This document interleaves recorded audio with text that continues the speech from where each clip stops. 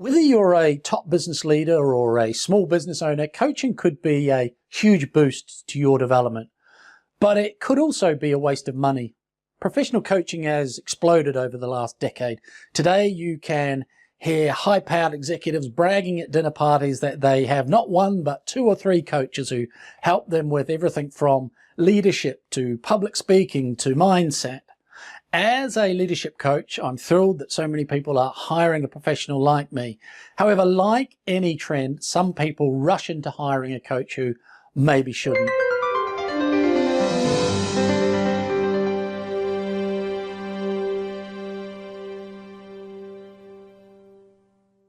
Coaching is a powerful management tool, but the reality is not everyone can be coached.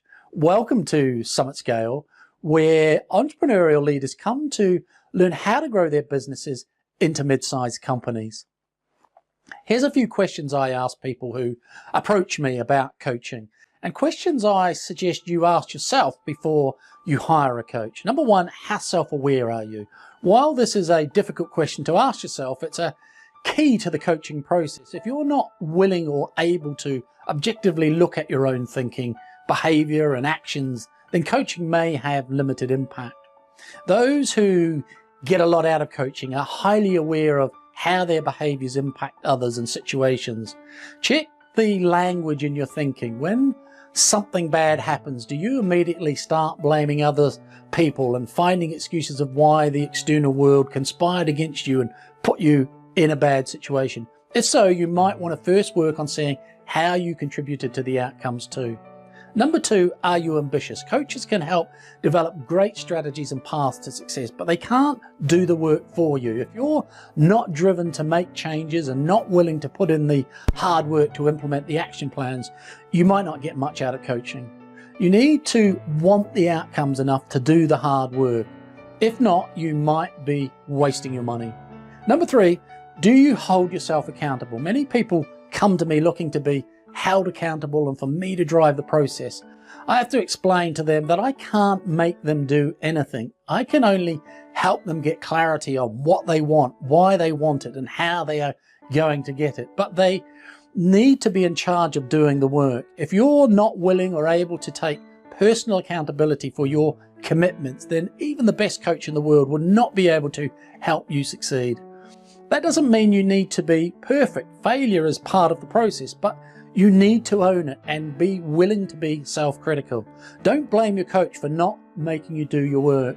Number four, do you have a growth or fixed mindset? A lot of research has been done in the last decade regarding how your thinking can impact your ability to create change. Carol Dweck's book, Mindset, presents this as the concept of fixed versus growth mindset. Which one you have will impact the effectiveness of your coaching considerably. Put simply, a fixed mindset is one that believes your skills and abilities are innate and determined at birth. A growth mindset believes that while you have many natural gifts, you also have the ability to learn and grow through persistence and focused effort. If you have a fixed mindset, you will not get much out of coaching. If you have a growth mindset, you will see change and improvement by working with a guide who can help you accelerate your learning process. Number five, are you curious to learn? As a parent of two kids, I can say that one of the most difficult stages of parenting is going through the why phase. They want to know and understand everything. Every answer is followed by the same question. But why, Daddy? While exhausting to a parent, this attitude in people and teams I coach is a big determinant of success. People who are willing to ask why, and then why again, and then why a few more times are much more likely to find root causes and make fundamental changes to the way they think and behave. Number six, can you keep things in perspective? A big part of the coaching and development process is getting feedback, often a lot of it. Some of it will certainly be critical, and at times it will be difficult to hear, and your ability to take things in your stride will determine if you are able to gain insight or if you close up and get defensive.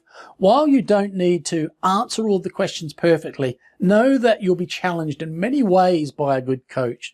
Being prepared to do the hard work will help you get the most out of it. I'm Shane Spears of Summit Scale. See you next time.